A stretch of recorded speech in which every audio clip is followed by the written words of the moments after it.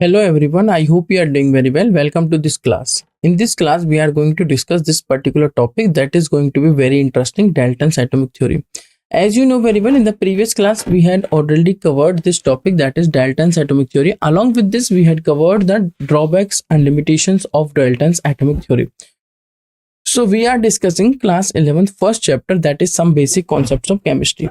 And this chapter includes the basic concepts of chemistry so that we can use these basic concepts in the upcoming chapters, and these concepts are useful. And this is the this chapter introduced chemistry. What is chemistry? What are the applications of chemistry? What will be the use of chemistry? What is the importance of chemistry in our life?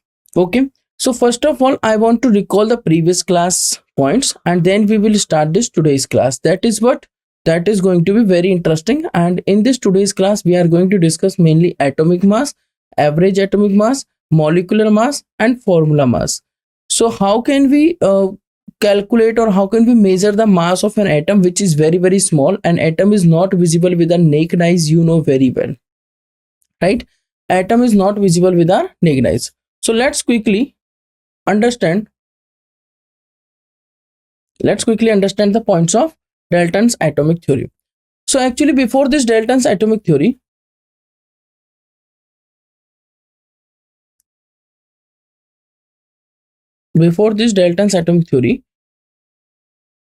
we have learned about the law of chemical combination.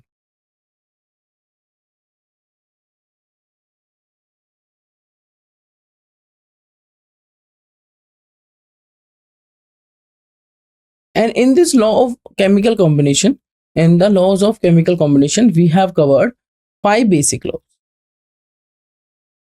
And these 5 basic laws are like law of conservation of mass, law of definite proportion by mass, law of multiple proportion, then Avogadro's law, and before that, the number 4 law is what? Gay-Lussac law of gaseous volume. And John Dalton's in 1808 used these laws of chemical combinations to explain the and to proposed his atomic theory and to explain the nature of matter.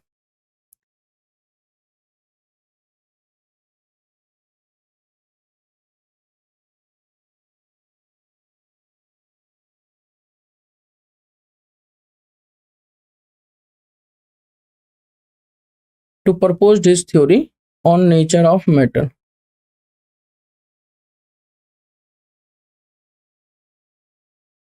And this theory is named as Dalton's atomic theory.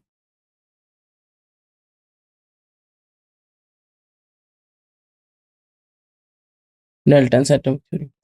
In Dalton's atomic theory, there are certain postulates. I want to discuss those postulates. According to Dalton's atomic theory, matter is made up of very small particles, and these small particles are named as atoms. These small particles are named as atoms. Actually, we are getting this atom word from this Greek word, that is alpha tomio.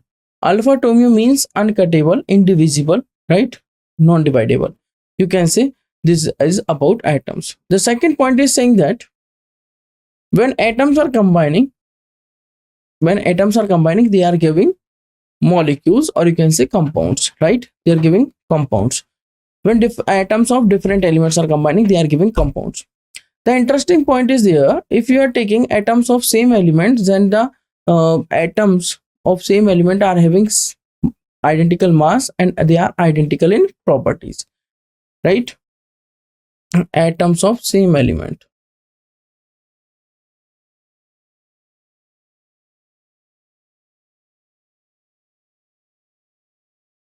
Identical properties. But if you are taking atoms of different element, any element you can take. In periodic table, we have 118 elements are there, and these 118 elements are properly arranged and properly placed in the periodic table. And in nowadays we are studying modern periodic table. So if you are taking atoms of different elements, definitely they are belonging to different elements and they are having different properties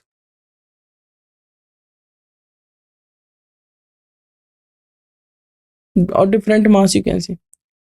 The next point is here, when atoms of different elements are combining to form compounds, suppose CO2 is formed, SO2 is formed, NS3 is formed, HNO3 is formed, or etc. any other compound, if you are getting, then what will happen if atoms of different elements are combining to form compounds? So these compounds do not show the properties of its constituent elements, as well as what can I say, these compounds or these atoms are combining in a fixed ratio to form these compounds, right? It means the mass ratio is also fixed and the number ratio. If you are taking the how many oxygen and carbon are there in carbon dioxide, irrespective of the source, the number will be always 1 for carbon and 2 for oxygen in case of carbon dioxide. Similarly, if you are taking HNO3, so irrespective of everything like source, volume, right, how much liter you are taking this, it will remain same, like number of hydrogen will be 1, nitrogen will be 1, and oxygen will be 3. It means the atomicity will be remain same and the atoms will be remain same. Not only atomicity, atoms, right? It is not like the, if I am saying like a formula of nitric acid, so you can say HSO3. No, it is wrong. Formula of nitric acid will be, it always contains 1 hydrogen, 1 nitrogen, and 3 oxygens. So this is very specific. This is very specific. I hope you are very much clear about the Dalton's atomic theory postulates. The next point, you can say, during a chemical reaction, matter can neither be created nor be destroyed. So only atoms can be rearranged. They can be reorganized only. So this is about the Dalton's atomic theory. So you can see here, matter is composed of small indivisible particles and called alpha atomio, meaning indivisible. In 1808, Dalton published a new system of chemical philosophy in which he proposed the following things: that matter consists of indivisible atoms. All atoms of a given element have identical properties, including identical mass. Atoms of different elements differ in mass. Compounds are formed when atoms of different elements combine in a fixed ratio. And chemical reactions involve reorganization of atoms, and these are neither created nor destroyed in a chemical reaction. I hope these points are very much clear because we have learned this Dalton's atomic theory in the previous class. Now let's understand the drawbacks of Dalton's atomic theory. Drawbacks of Dalton's atomic theory is very simple. That Dalton's atomic theory could explain the laws of chemical combination, but it could not explain the laws of gaseous volumes. It could not explain the laws of gaseous volume. And also it could not provide the reason for combining of atoms, which was answered later by other scientists. It could not provide the reason for combining of atom, for combination of atoms, why atoms are combining to form molecules, why atoms are combining to form molecule of compounds, molecule of elements, and this question was answered later by other scientists. This question was answered later by other scientists. Now the next and interesting point is that we are saying about an atom. Atom. And you know matter is made up of atom, and atom is the smallest particles. Atoms are the building blocks of matter till John Dalton. We can't see atom with our naked eyes, right? It is very small.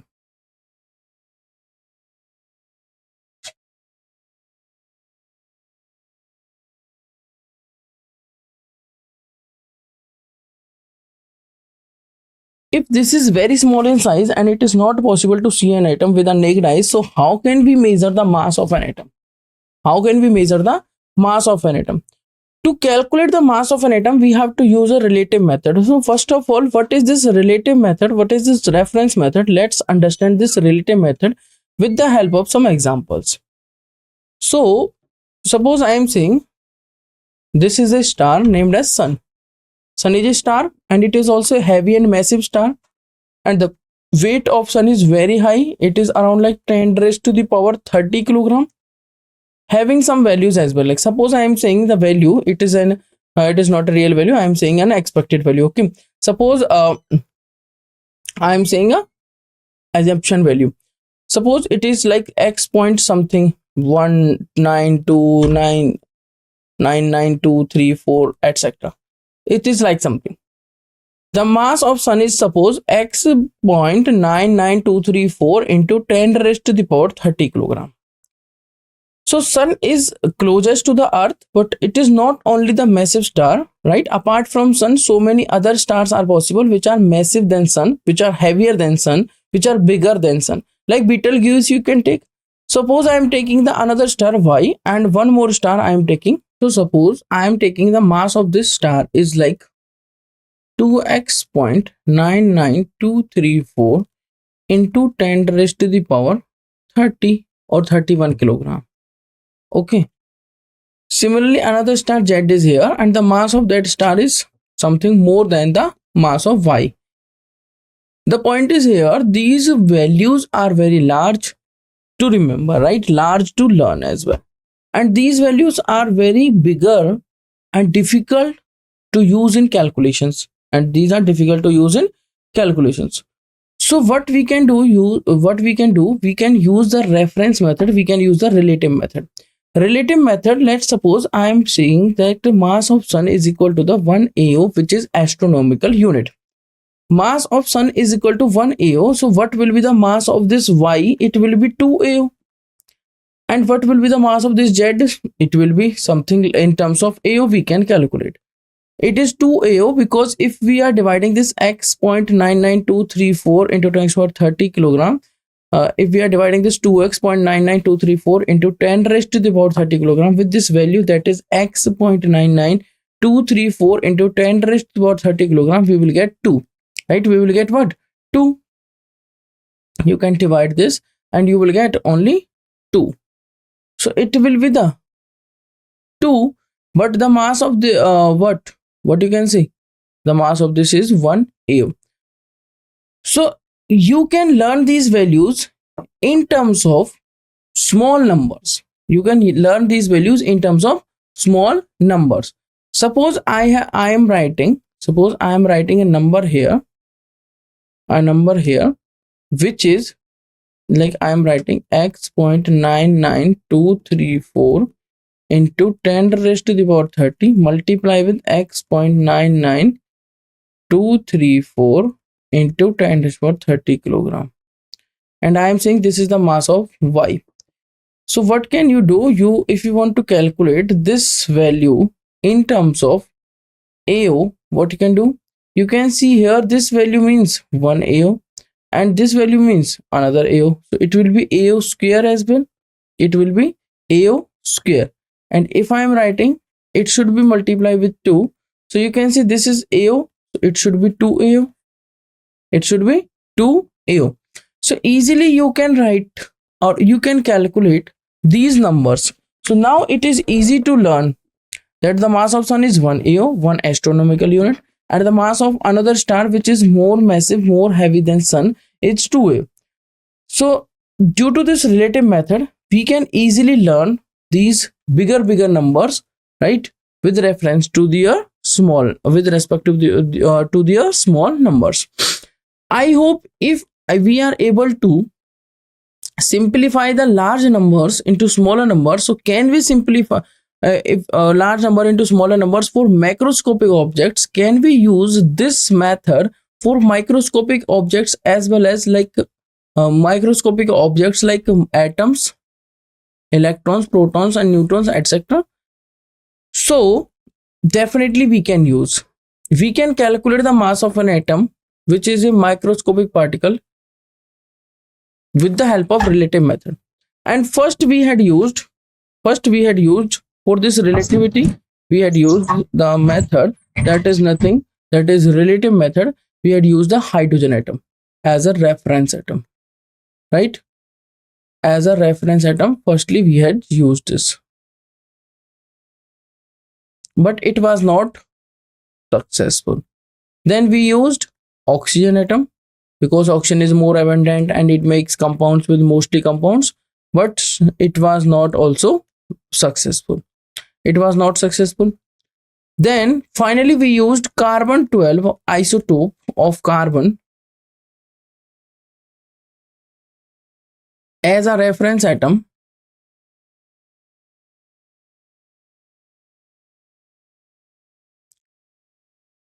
reference atom to calculate the mass of an atom. Not only for carbon atom, we can calculate the mass of atom of any element. Why carbon 12? Like because carbon is most abundant in nature and which is also carbon 12 isotope of carbon, and it has 6 proton, 6 neutron and 6 electron, right? And it makes compounds as well.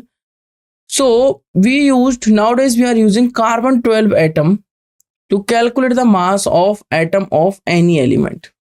Suppose you are saying what will be the mass of hydrogen atom? So it will be 1. But what is this 1? There should be needed in unit. So I want to define one atomic mass unit. What is this one atomic mass unit? With respect to carbon 12, we have to define this atomic mass unit. So let's try to define the atomic mass unit in terms of carbon 12 atom, which is the isotope of carbon atom, right? So now you can understand easily.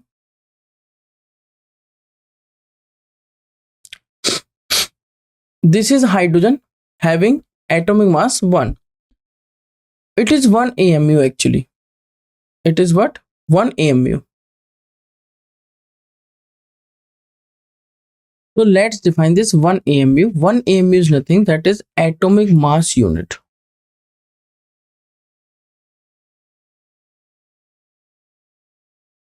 Now you can understand 1 AMU.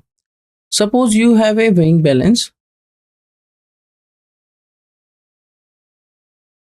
Suppose you have a weighing balance. In this weighing balance, there are 2 pens. One is here, another is here. Okay. Now they are equal. They are having equal weight. And you had put a atom here, which is a atom of carbon 12. One atom of carbon 12. And you had put 12 equal boxes.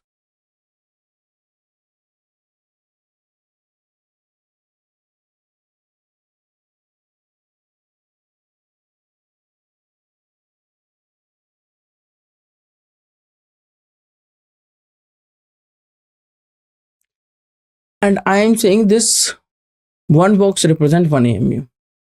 So how can you define with the help of this diagram what is 1 AMU? 1 AMU is nothing. 1 AMU is the atomic mass unit, and it is the mass equal to the mass of 1/12 of carbon 12 atom. If it is equal to the mass of 1/12 of carbon 12 atom, if I am saying that this one box represents the mass of 1/12 of this carbon 12 atom. Similarly, if we have 12 boxes and each one is having 1/12 of the mass, so the mass will be 1 AMU. Mass will be 1 AMU. It means it would be equal to the mass of carbon 12. 1 AMU you cannot say, you can say it would be mass of one atom of carbon 12.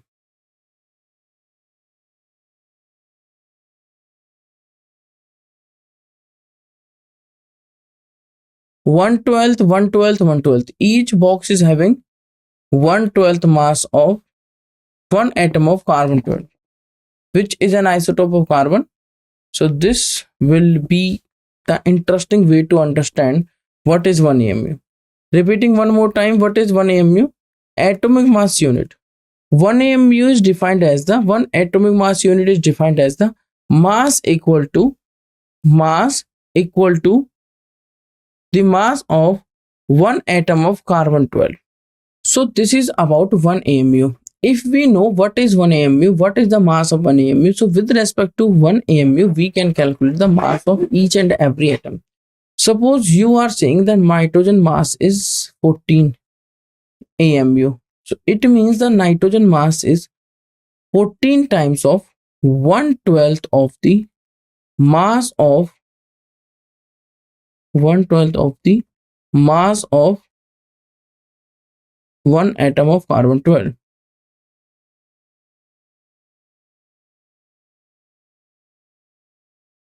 (14 times of 1/12 of the mass of one atom of carbon 12). This is known as what? This is known as AMU. And how you can compare the mass of each and every atom of every element with one AMU, like this you can see. So let's understand what is this atomic mass and how can we calculate. So now we are very much clear about the Dalton's atomic theory postulates, and now you can understand the atomic mass very simple way. You can say atomic mass is nothing, that is the mass of an atom is known as atomic mass, and the present system of atomic mass is based on the carbon 12 as the standard and reference atom and has been agreed upon in 1961. Here carbon 12 is one of the isotopes of carbon. Carbon 12 is nothing, that is one of the isotopes of carbon and can be represented as 12C. Can be represented as 12C. It is the most abundant isotope of carbon, and in this system 12C is assigned as a mass of exactly 12 atomic mass unit. One atom of carbon 12 means 12 AMU.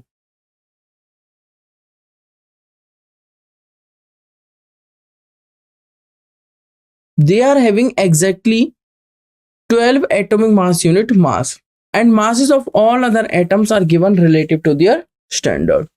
One atomic mass unit, which is named as 1 AMU.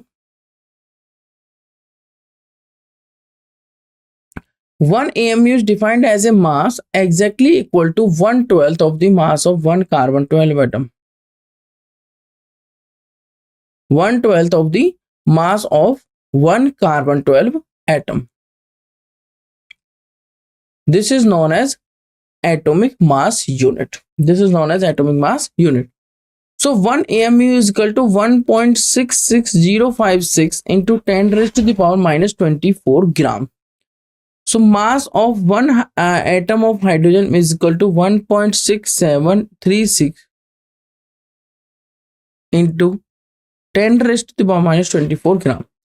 So in terms of AMU, the mass of hydrogen atom, which is 1.6736 into 10 raised to the power minus 24 gram, divided by 1.66056 into 10 raised to the power minus 24 gram, it comes out to be 1.0078 AMU. 1.0078 AMU, nearly you can say 1.0080 AMU.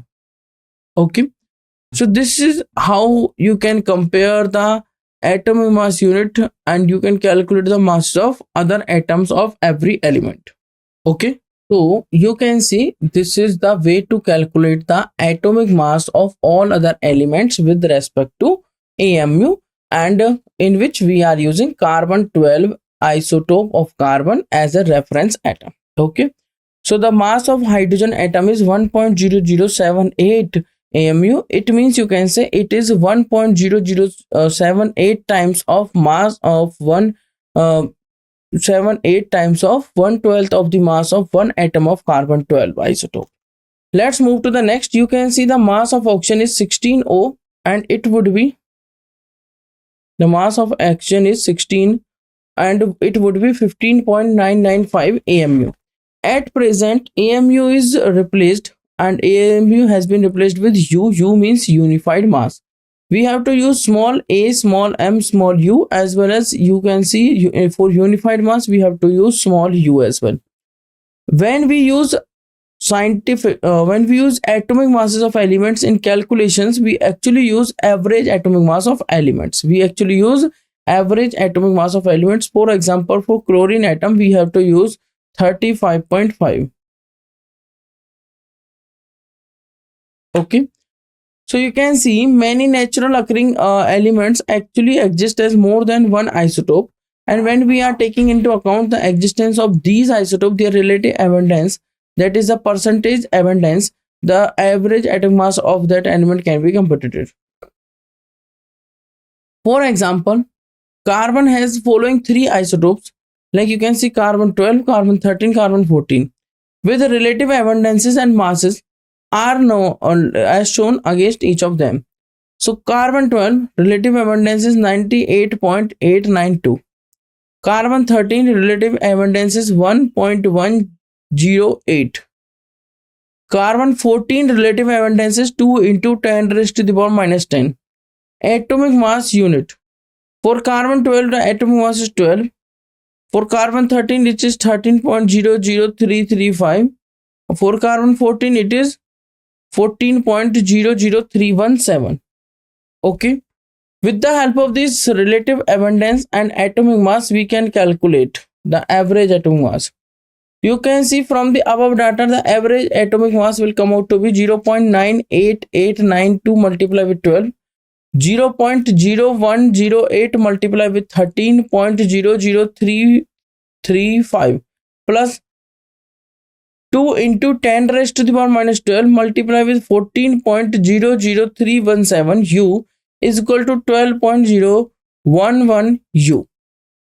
So what is the average atomic mass of carbon? That is 12.011 U. Similarly, the average atomic mass of all other elements we can calculate it, and in this periodic table of elements, the atomic mass is mentioned for different elements actually represent their average atomic mass. Represent the average atomic mass. So average atomic masses for other elements can be calculated with the help of this atomic mass unit. And in the periodic table of elements, the atomic masses mentioned for different elements actually it is representing their average atomic masses. So what will be the molecular mass? When atoms are combining, they are forming molecules. So molecular mass is nothing. Suppose one carbon atom and two oxygen atoms are combining, so they are forming CO2. The point is that to combining atoms are there. One is carbon and two oxygens are there. So if you are calculating the atomic mass of carbon plus atomic mass of oxygen plus atomic mass of another oxygen, you will get the molecular mass of CO2. The point is here, to calculate the CO2 molecular mass, we have to do nothing. We have to just add the atomic masses of all the elements present in the molecule. And it is obtained by multiplying the atomic mass of each and every element by the number as well. Suppose it is written like CO2. So we have to multiply 2 into oxygen, or you can add the twice the value of its atom and adding them together. For example, molecular mass of methane, if you want to calculate, so it contains 1 carbon and 4 hydrogens. So for 1 carbon, atomic mass is 12, plus for 4 hydrogen, 4 into 1. If you want to calculate, it should be 16 AMU approximately. If you will put exact values, it comes out to be different. 1 carbon atom and 4 hydrogen atoms can be obtained as follows. You can see here 12.011. I put 12 and 4 into 1.008 and it comes out to be 16.043. 16.043 unified mass. Similarly, molecular mass of water is what 2 into atomic mass of hydrogen plus 1 into atomic mass of oxygen, which is 2 into 1.008 plus 16 U. It comes out to be 18.02 U. 18.02 U or 18.02 unified mass. The next is formula mass. Formula mass is nothing, that is the the way of calculation to the way of calculation of formula mass is similar to that of molecular mass. In molecular mass, actually we have to calculate the molecule's mass. It means mostly covalent molecules would be there. In formula unit mass, if the molecule or compound is ionic, then we have to use this formula unit mass. Some substances such as sodium chloride like NaCl do not contain discrete molecules as their constituent unit. Discrete means separate molecules. So in such compounds, positive ion, which is sodium ion here, and negative ion, which is chloride ion here, entities are arranged in a 3D structure. These Na positive and Cl negative are arranged in a 3D structures, and you can see the 3D view. And when you will check, you can find that in sodium chloride, one Na positive is surrounded by 6 Cl negative.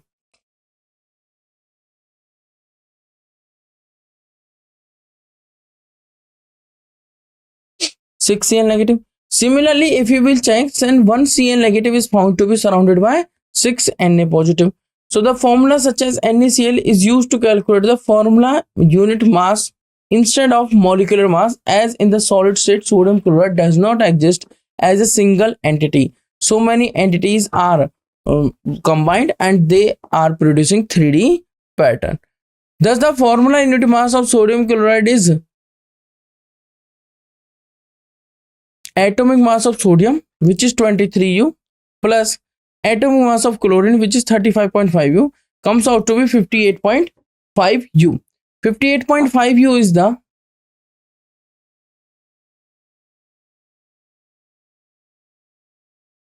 formula mass of sodium chloride. Okay, so the way of calculation is same like what we can say like the molecular mass, but the important point is there, that is formula unit mass is for ionic compounds.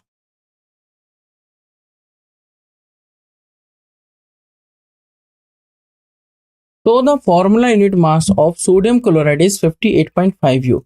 So let's try some questions now. You can see the question number 1 is saying that calculate the molecular mass of glucose. Glucose is a covalent compound, and that's why we have to use the term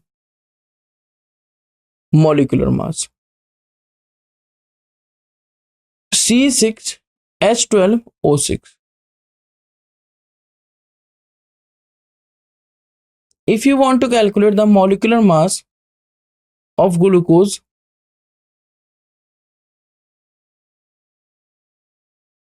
what we can do, 6 into atomic mass of carbon plus 12 into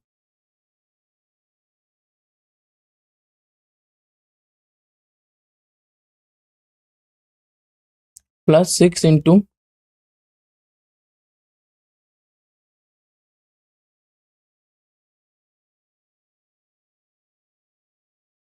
it comes out to be 6 into atomic mass of carbon is 6 into 12. 12 into atomic mass of hydrogen is 12 into 1. Plus 6 into atomic mass of oxygen is 6 into 16.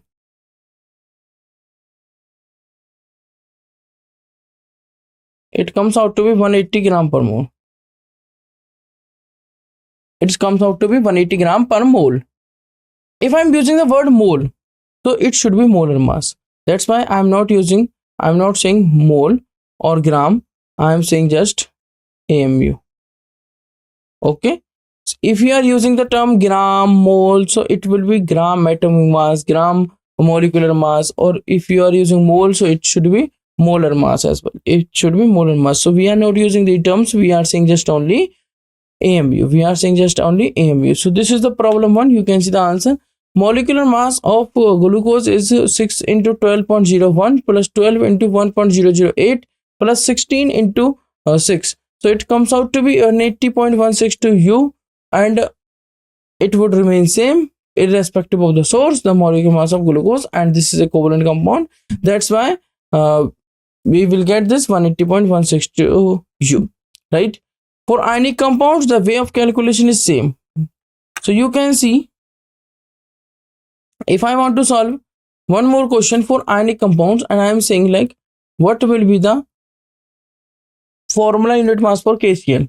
It is very simple, or K2SO4. For KCl, the formula unit mass is 1 into atomic mass of potassium, which is 40, or we can take 39, plus for chlorine, it should be 1 into